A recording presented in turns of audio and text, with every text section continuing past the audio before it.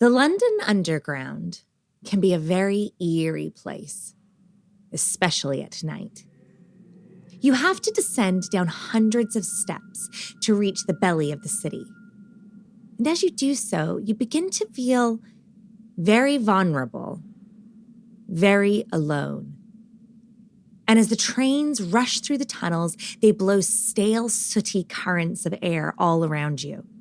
Your hair whips across your face, and your eyes sting with a dry mixture of dust, pollution, and city grime. The trains scream as they fly to the platform.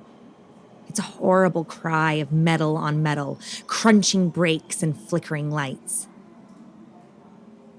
However, there's a story that flows through the underground just as swiftly as the train. It's the story of a woman traveling alone at night, standing on the platform, coat pulled tight around her shoulders.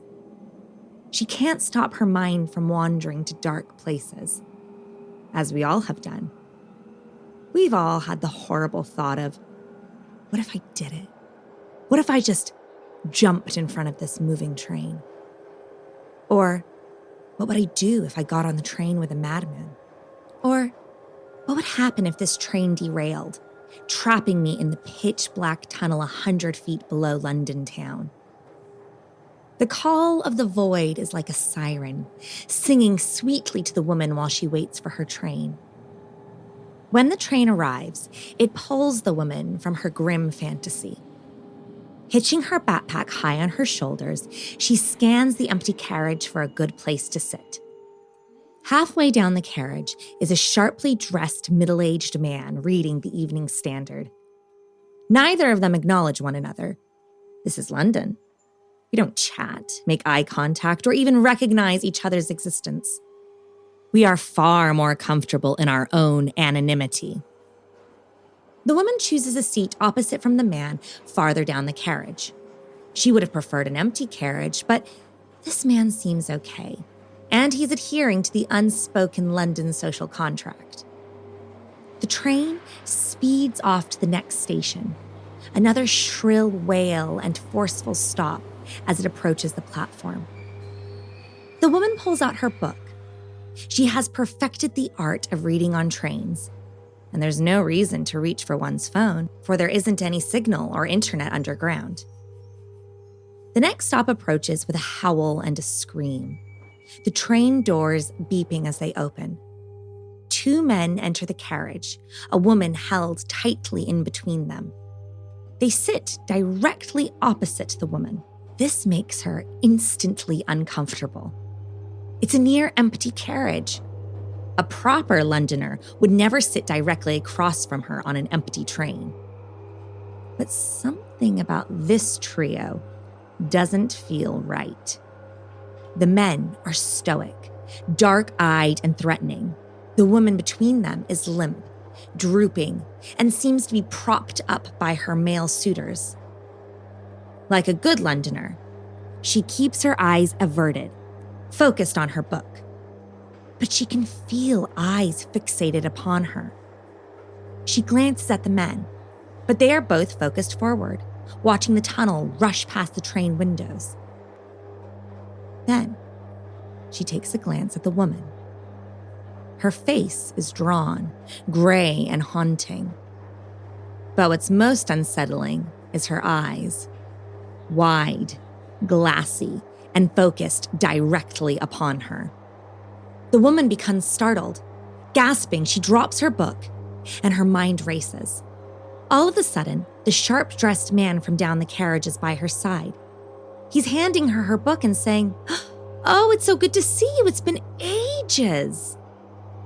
The woman's very confused. The man leans in for a hug, and as he embraces her stunned body, he whispers, "If you know what's good for you, you'll get off at the next stop with me." The woman is baffled, frightened, and as the train pulls into the next station, she allows the sharply dressed man to lead her out of the carriage. As she stands on the platform, dazed and confused, the man sits her down on a bench. He informs her that he's a doctor here in the city, and he came to her because he noticed that the woman sitting across from her on the train was deceased. The woman's head is spinning, thousands of questions filling her mind. She asks him, "How did you know? Because you're a doctor?" "No," replies the man, "because I saw a pair of scissors stuck in the back of her skull."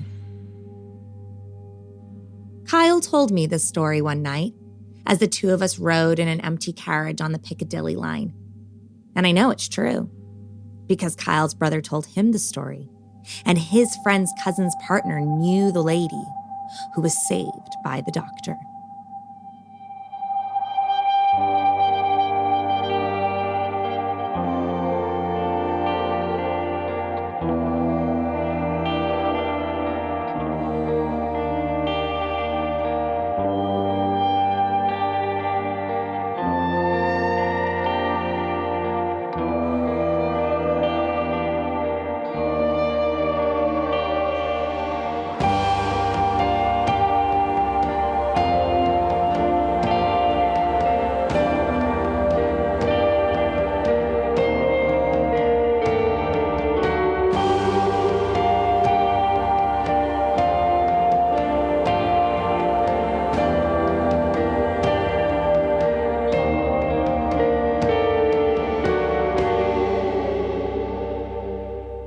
Hello and welcome to the Season 1 finale of The West London Witch, a podcast where we share stories about those moments where we find ourselves very much not alone.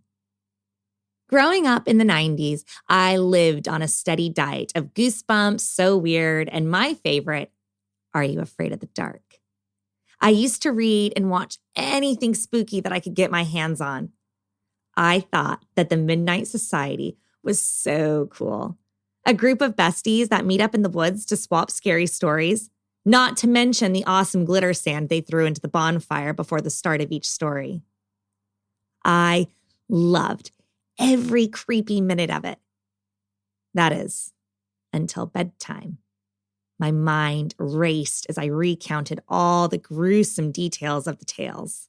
My mom ended up putting a moratorium on all things spooky, but I loved it, and I'd happily swap a sleepless night for a good scary story. So, in celebration of the conclusion of our first season, I have brought the Midnight Society to you. Today, we have a collection of urban legends and hometown horror stories for you. Is everyone seated comfortably? Submitted for the approval of the Midnight Society, I'm Rebecca Strazina, and this is the West London Witch. Season 1 finale. I know it's true. A friend of a friend told me so.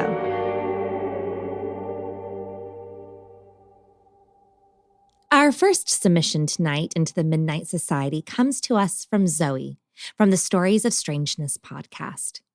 She takes us to the beautiful counties of East Anglia. Roaming the stunning countryside and the shores of the North Sea is a creature so legendary that he has been terrifying the locals since the 16th century. I grew up on a farm in the fens of East Anglia, right where the counties of Norfolk, Suffolk and Cambridgeshire meet. Out in the fens, the land is so flat you can see for miles, right to the horizon. The sky takes up half of our world. Being out in the countryside makes for an amazing sunrise or glorious sunset, but it also means that when the sun sets, it gets dark. I don't mean struggle to see dark. I mean you can't see your hand in front of your face dark. There are no streetlights, no passing traffic, and very few houses. Growing up, we always made sure to be home before dark, but not just because of the darkness, but because of what might be waiting for us in it.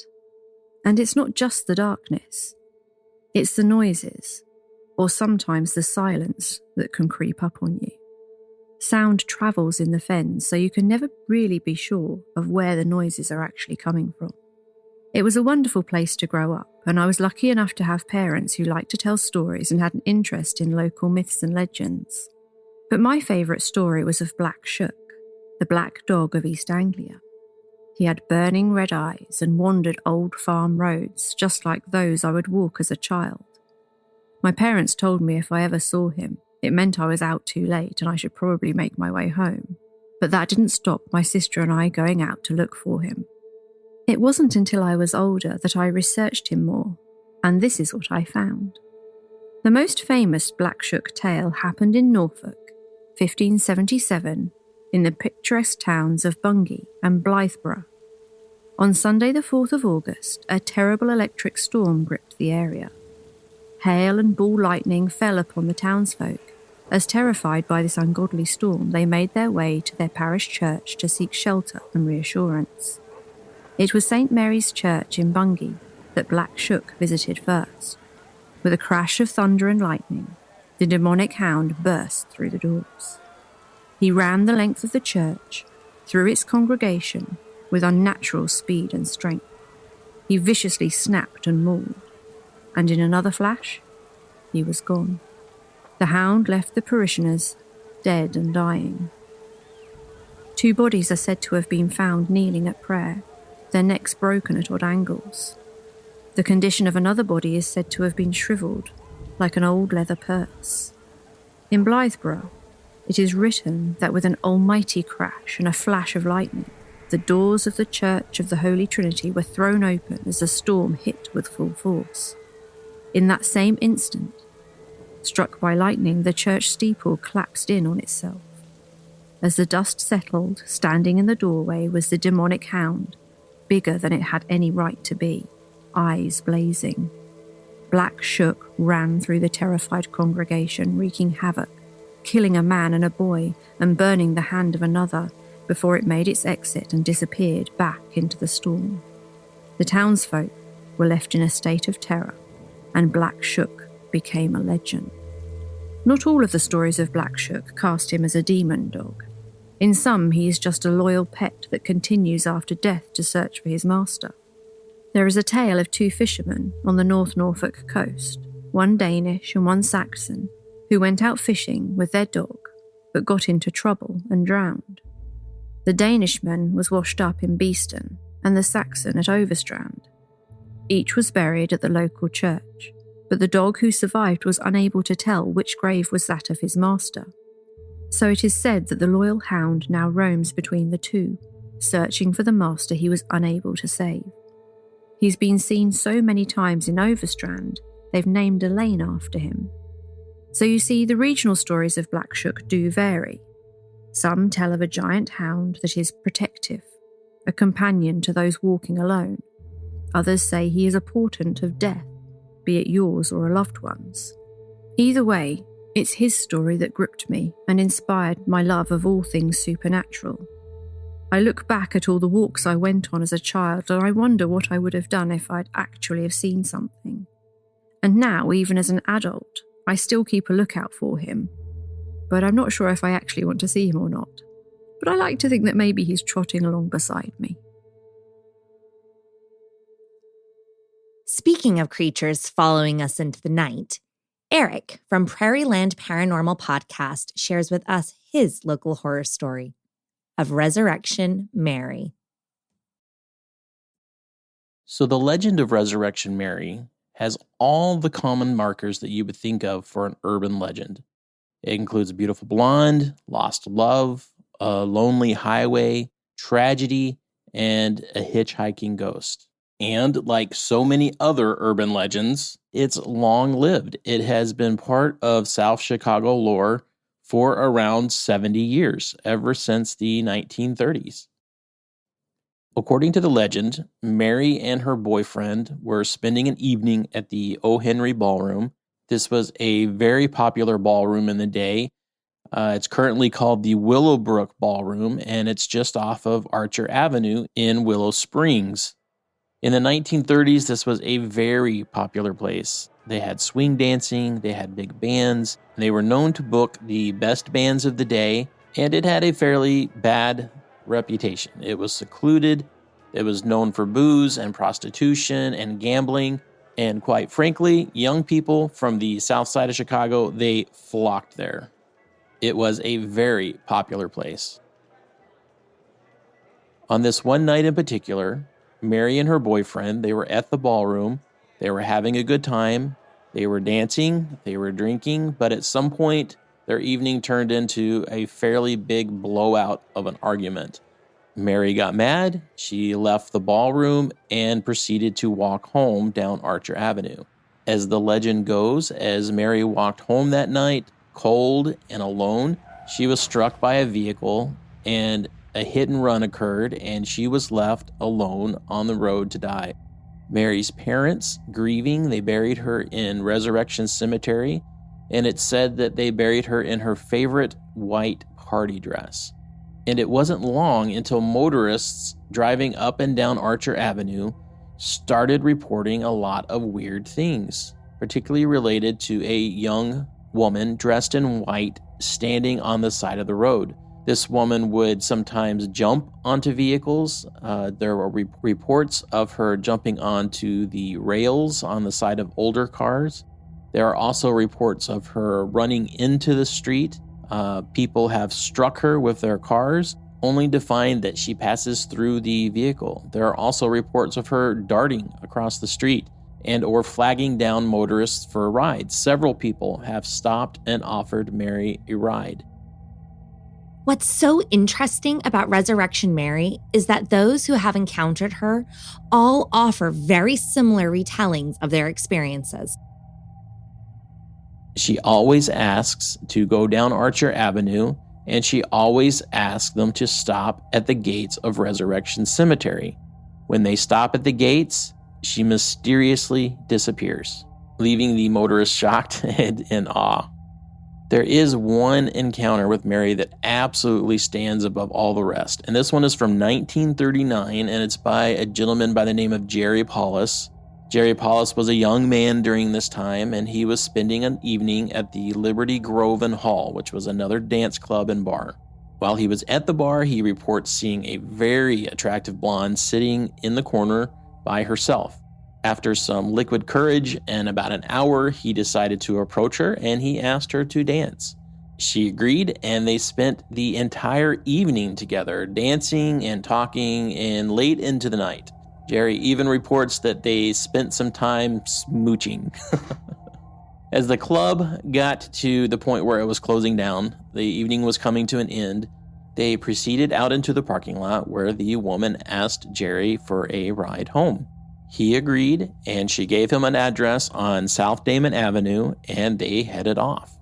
As they were pulling away, the woman asked Jerry if he could take Archer Avenue, which was strange because it was kind of really out of the way, but Jerry says that he wanted to spend as much time as he could with this beautiful blonde, and he didn't care how long the trip home took. So he proceeded down Archer Avenue. As they approached Resurrection Cemetery, Jerry says that the woman told him to pull over, stating that she needed to get out here. Jerry was obviously confused, but there were some homes, some row houses across the street from the cemetery, so he thought that she may have lived over there. So he proceeded to ask if he could walk her home. The woman told Jerry that where she was going, he could not come. He didn't understand this at the time, but she jumped out of the vehicle and ran towards the gates of Resurrection Cemetery. As she was running towards those gates, she vanished. Jerry was left on the side of the road like so many others, wondering what in the world just happened. The next day, Jerry decided to go ahead and go to the address that the woman had given him, and when he pulls up there, a woman answers the door, but tells him that he could not have possibly spent the evening with her daughter because her daughter had been dead for 4 years. The mother showed Paulus a photo of her deceased daughter, and he was horrified to realize that his mystery dream date was nothing more than a phantom.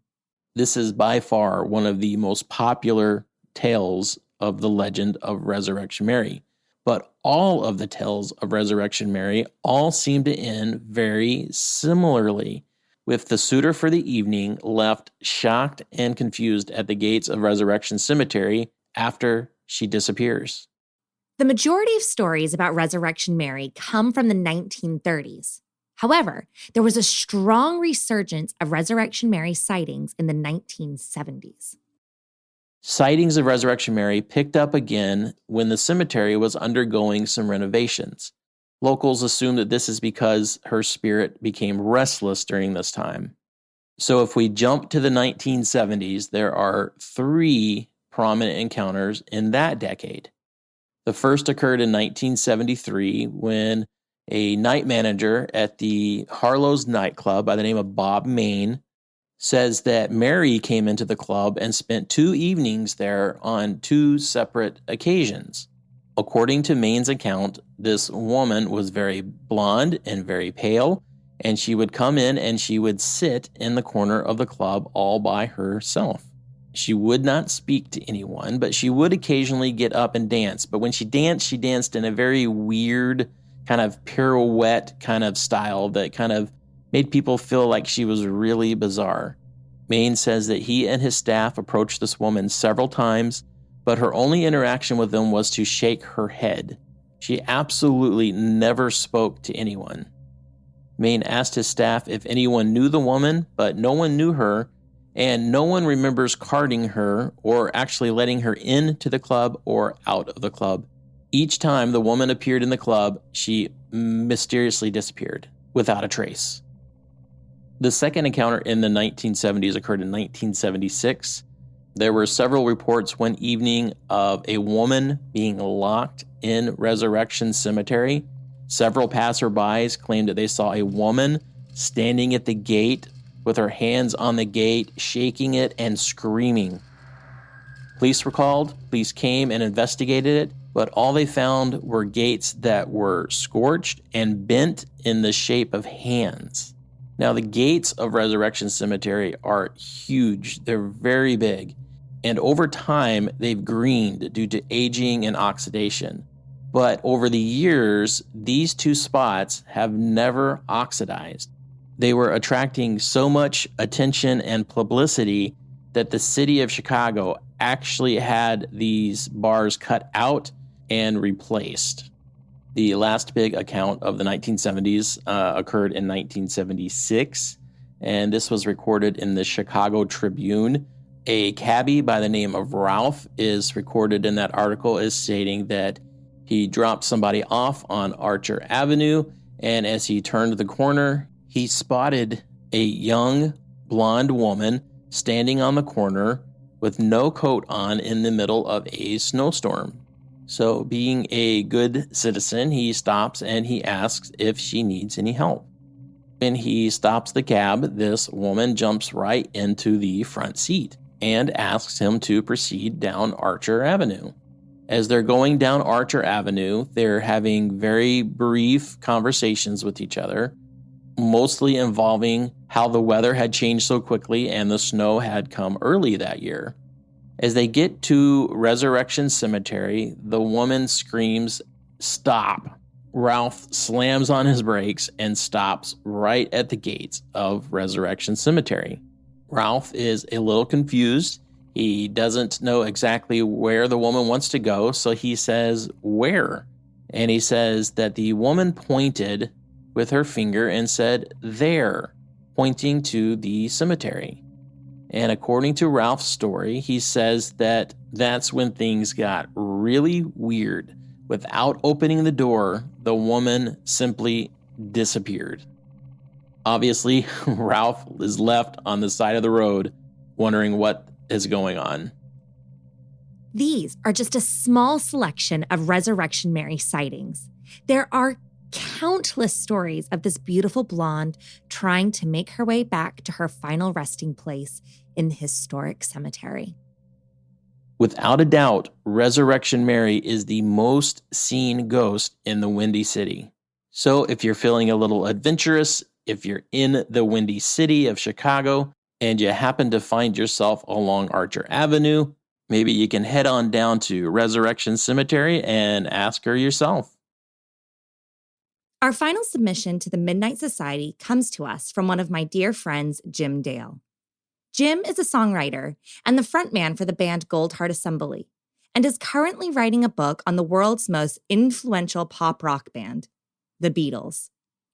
Much like Resurrection Mary, the beginning of this magical mystery tour all starts with a car crash. So Paul is Dead legend, which Paul McCartney spoofed much later on in his career with an album called Paul is Live, which was quite nice. It started, the Beatles just had so many rumours about them anyway, so everyone was always looking for absolutely anything that they could get that would open up a bigger world of the Beatles. So they quite famously had a lot of fans who would camp outside each of the Beatles' homes, particularly Paul McCartney's home up in St John's Wood. So they were always looking for something. I think there was a car crash on the M1 in like 1966, and some fans became a bit hysterical that Paul might have died, and they called up the Beatles record label and management company to ask, and it was all fine, and Paul was fine, and he spoke to someone on the phone even, and the Beatles did an announcement to say he was fine, but it was just fans getting a bit hysterical. Years later, after this supposed 1966 crash, in 1969, an anonymous caller contacted DJ Russell Gibb, a Detroit-based disc jockey hosting a live radio show on WKNR. The caller said that the Beatles were trying to cover up the death of Paul McCartney, and the evidence of his death was littered in their music and album art. This started a wildfire that still rages throughout the Beatles community to this day. So the argument goes a bit like this. So essentially, what's thought to have happened is that in 1966, Paul McCartney and the Beatles were rehearsing or recording, and they had a really bad bust-up. And Paul was so angry that he drove away in a bit of a rage and wasn't driving well and had such a bad car crash because he was so angry that he was actually decapitated. Now, at the height of Beatlemania, MI5 advised the Beatles that it would be a really bad idea to let fans know that Paul had died. Now, they feared that there would not only be mass hysteria, because the band were causing mass hysteria by just appearing places, let alone dying. Paul McCartney was at the height of his fame as well, not just within the Beatles and the Beatles fans, but within artistic circles. And he was founding a spoken word record label at the time, and he was founding art galleries, and he was so heavily involved in the artistic community. He was really at the height of his artistic powers. It would have been such a tragedy. So MI5 apparently advised the Beatles that they had to keep it covered up and that they needed to stop touring, which is what they did. And the Beatles never played again, apart from on the rooftop. They never played in front of people again. The idea was that they would replace Paul with someone who could just appear in photos on album covers. This isn't a completely ridiculous theory. The Beatles were the biggest band of all time, and Beatlemania was a very, very real thing. When the Beatles did eventually split up, they created a hotline to help fans deal with the grief and the loss of the group. It is completely plausible that MI5 would be concerned that the loss of Paul would be so great, so tragic, and so deeply felt within the Beatles community that it would lead fans to do the unthinkable. So the idea is that they held an audition for the best lookalike of Paul McCartney in the UK. And the guy who got the role was this Scottish guy called William Shears Campbell, or Billy Shears. Now, they then had to teach him to play like Paul, and he appeared in all the photo shoots, and he appeared on all the albums, but the Beatles' music changed direction very quickly. So they went from, very poppy through to slightly soul and country roots with Rubber Soul and then Revolver. And then after Paul dies and Billy Shears joins the band, it becomes Sgt. Pepper's. And then this crazy music that they started producing. Now, the idea was that, one, the Beatles had to change their musical style because Paul was so influential in the band and they could no longer do what they used to do. And so John Lennon led the way a lot more. And two, because ultimately they had to, because they were racked with guilt and they wanted to try and find really creative ways to hide messages in their music to tell the fans that Paul was dead and they were having to do this against their will, that MI5 were actually making them hold this news back. So Beatles fans started finding clues, and I mean, there are thousands. We don't have time to go into them, but there are thousands and thousands. But I can give you a couple. One of the earliest recordings thought to have lots of clues about Paul being dead was I Am the Walrus. And there's a few things in the video that show that Paul is dead. One, that he's dressed in black, which is a common theme, that Paul is often dressed in black, or at least wearing a black flower where the other Beatles are wearing red or white flowers. So there's lots of themes in the Beatles where Paul is either wearing something black or is dressed in black where the others aren't, to indicate that he's obviously dead. Now, in I'm the Walrus, towards the end, there's a radio recording of a BBC version of King Lear, and it's about the death of Oswald. And there's a thought there that what John was trying to do was to layer in some information that someone had died. Now, it really picks up when they did Sgt. Pepper's. Now, the idea is that the album cover of Sgt. Pepper's is clearly a funeral. If you have not seen the album cover for Sgt. Pepper's Lonely Hearts Club Band, it is a cornucopia of color and crazy. We used to have a massive copy of it framed in our hallway, and I always found it very unsettling. Regardless of any hidden messages on the cover, to me, it has a very ominous vibe to it. It does clearly look like a funeral gathering, and there are lots of strange images embedded into the art itself. Everyone is gathered around a grave, and the grave is the flowers of the Beatles at the front, the Sgt. Pepper's bass drum with the logo on it, and then they're all gathered around, and just next to the Beatles' flowers, which is clearly where the grave is, there's what seems to be flowers arranged like a bass guitar, and the bass guitar is a left-handed bass guitar, and there's only 3 strings on it to indicate that there's only 3 Beatles left. So the funeral is for the left-handed bass guitar because Paul had died. Now, another thing is that Paul has a hand over his head. Someone behind him is holding a hand over his head, and that's seen to be a symbol of a person who's died. And if you go through a lot of Beatles photographs, particularly Magical Mystery Tour, there are so many examples where a hand is hovering over Paul's head. Now, people also notice that if you put a mirror on the bass drum, which is a really strange thing to do, but you put a mirror against the image of the bass drum, and what it spells is, it says IONEIX, he, and then a couple of little like brackets, die. So what they think there is that it says 1/9, he die, which is the date that they think that Paul might have died, which is interesting. Then in the Sgt. Pepper's booklet, Paul is wearing a patch that says OPD on it, which a lot of American fans pointed out in Britain would be officially pronounced dead. So he has a patch that says that on it. Then also in the Sgt. Pepper's, on the back of Sgt. Pepper's, Paul is standing with his back to the camera, and all the other Beatles are looking forward. And that's another indication that Billy Shears had obviously had plastic surgery and they didn't want to take photos of him, but also is the Beatles symbolising that Paul is different.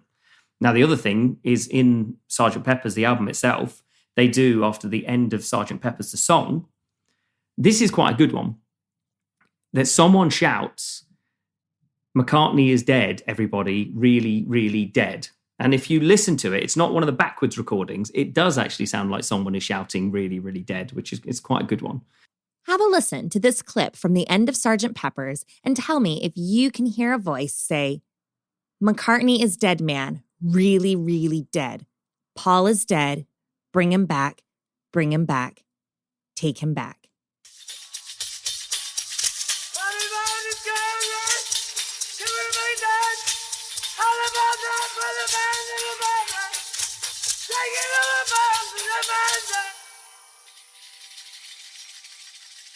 Other spooky things to note about the Sgt. Pepper's cover is that to the left of the Fab Four in their technicolored livery are wax statues of the group when they were younger, all clad in black, looking mournfully at the grave, perhaps signifying that they are burying the old band.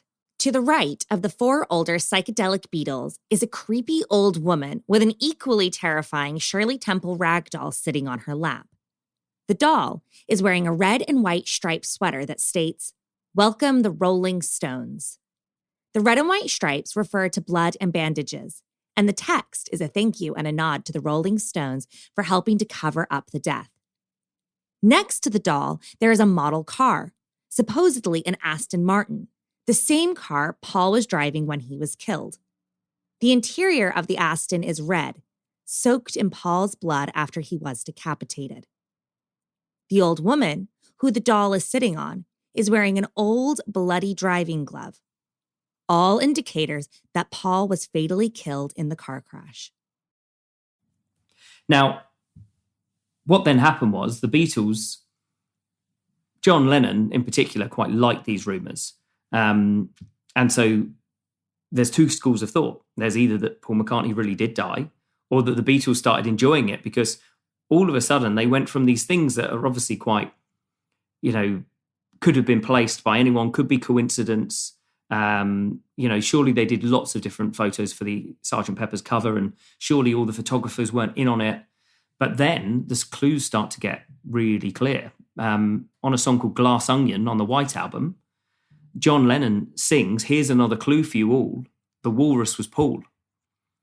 And a lot of fans realised that, the walrus is probably a symbol of death in other cultures. And lots of people have said that the walrus is a symbol for death in Greece and also in Eskimo mythology. And so that's a real clear indication. Now, the big one that anyone who's ever heard of this would probably know of is the Abbey Road album cover. And this is where the rumours really started to pile up. Now, if Sgt. Pepper's is the funeral for Paul McCartney, Abbey Road has infamously been dubbed as his funeral procession. John Lennon is in white, symbolising a clergyman. Ringo's in black. He's a pallbearer or an undertaker. And George is at the back, who's the gravedigger, because he's dressed in working clothes. And Paul is a corpse because he's got no shoes on and he's walking out of step with the Beatles. He's leading with his other foot, where the Beatles lead with their left foot, and he's leading with his right foot. His eyes are closed to show that he's dead.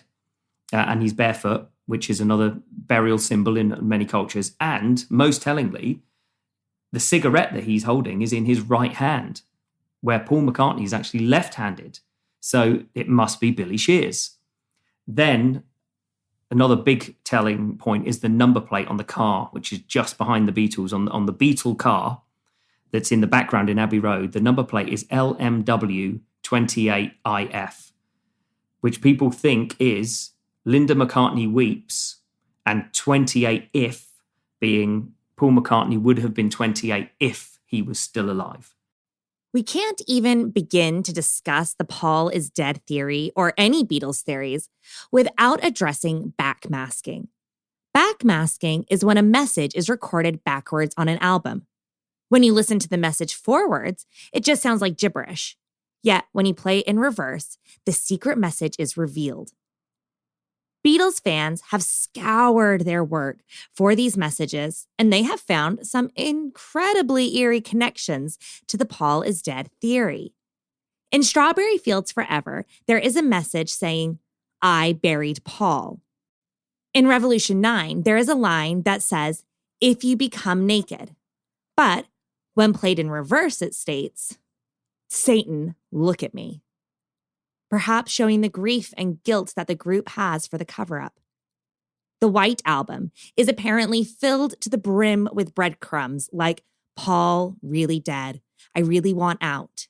And, "I need some wheels, get me out of here." But the most famous and chilling example of backmasking is in Revolution 9. The track begins with a voice saying, "Number 9" on loop over and over and over again, over disembodied piano music and the tuning of a radio. But when playing backwards, it doesn't say number 9, but rather, "Turn me on, dead man."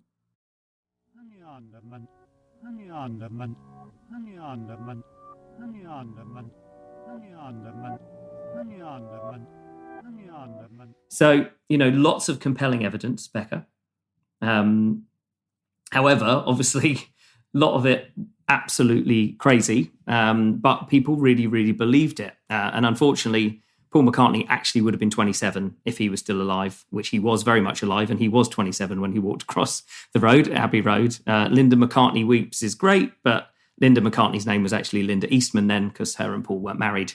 So wouldn't have worked. And the King Lear production in I'm the Walrus, which is brilliant, is actually Ringo sat and they recorded the radio, which drove George Martin crazy. But John wanted to record the radio live and then put it in the song. And they just happened to flick on to King Lear, but they recorded lots of stuff. But they did actually go on to a King Lear piece, which John thought sounded really good. The walrus is not a symbol of death in any culture, unfortunately. And John Lennon is much more likely to be referring to him being the walrus. He was a huge Lewis Carroll fan. And the Walrus and the Carpenter famously lead the Oysters along. So John Lennon's far more likely to be talking about him leading all the Beatles fans along, potentially astray. It's much more likely to be the symbolism, if there is any, if it's not just an LSD trip and gobbledygook. And then also the other thing is the hand over Paul McCartney's head in so many photos. Again, not a symbol of death in any country at all. And it is quite interesting because the Beatles' music did drastically change just after this was meant to have happened. And Paul did start living in Scotland. But it was really interesting what happened and the way that it kicked off. And I don't think there's been a phenomenon like it in terms of someone who's clearly alive, not only clearly alive and producing art and very much doing interviews and it being in the real world, where so many people believed he was actually dead and that the person was an imposter. I think John Lennon would have been a better case for it. I think they should have gone for John because John did very drastically change during that period. He had a heroin addiction. His face really changed. He lost a lot of weight. He broke up with his wife and started going out with Yoko. So he went through a huge change at that period. Probably would have been a better candidate for someone being dead. And also he was a terrible driver because he couldn't see. So way more likely to crash his car. So John was, I think, much more of a contender for it. But also, I think the other thing, and this is, I think, what is much, much spookier if you were after a spooky Beatles story, John Lennon's association with the number 9 is very, very spooky. So John Lennon he was born on the 9th of October. He lived on 9 Newcastle Road. The Beatles were together for 9 years. John Lennon left the Beatles in 1969. He wrote a song called Revolution 9. He wrote a song called One After 909. The Beatles remasters were all released on the 9th of the 9th, 2009. On November the 9th is when John met Yoko. The 9th of February 1961 is when they first played the Cavern Club. The 9th of November 1961 is when Brian Epstein first saw them. They signed their contract to EMI on the 9th of May. Their debut single, Love Me Do, was out on Parlophone, and the code for the single was R4949. Their really world famous appearance on Ed Sullivan was on the 9th of February. And I mean, I can go on all day with these, but some really spooky ones with that. So John Lennon, as you can imagine, because some of these were self-created, as you could probably already tell, he was obsessed with the number 9 and he thought it was hugely important. And it obviously really freaked him out when his son was born on the 9th of October, which is his birthday as well. Now, when he was shot, he was rushed to hospital on 9th Avenue. And a lot of people thought that really weird that he died on the 8th of September, considering his association with the number 9. But then people were very quick to note that actually in Liverpool, that when he died, it was actually the 9th of December. I want to leave you with one more spooky number 9 connection. When Jim and I did this interview, he sent me over the audio file, and it came through as multiple files that were all silent. I had him resend the file, and when I opened it up, it was titled, Paul is Dead, 9. I asked Jim if he added 9 to the file title, and he said no. So somewhere in cyberspace, this audio clip that you just heard accumulated a number 9. I think the reason we love urban legends so much is because they aren't totally unreasonable. These stories could be true. Urban legends validate and legitimize very real fears and concerns. And some of these stories do have a kernel of truth at the root of them. But all that sociology babble aside, I think sometimes we just like to feel scared. We like being in a setting that is safe and secure, where you're not alone, but as a group, you can go on the spooky adventure together, bonded in the fear. The scary part is once you're at home, all alone, no friends around you, and only your imagination to keep you company.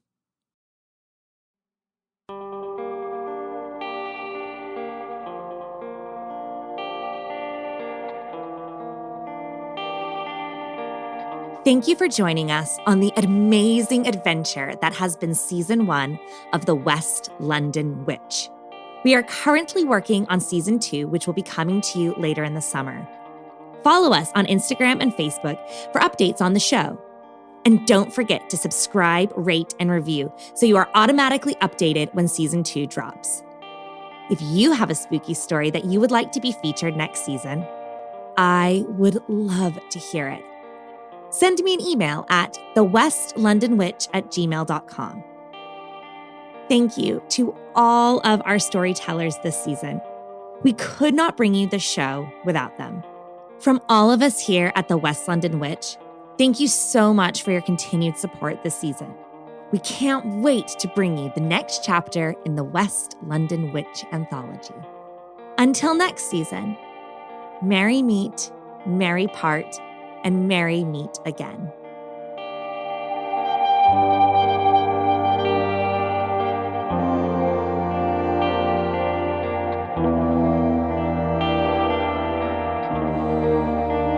The West London Witch is created by me, Rebecca Strazina.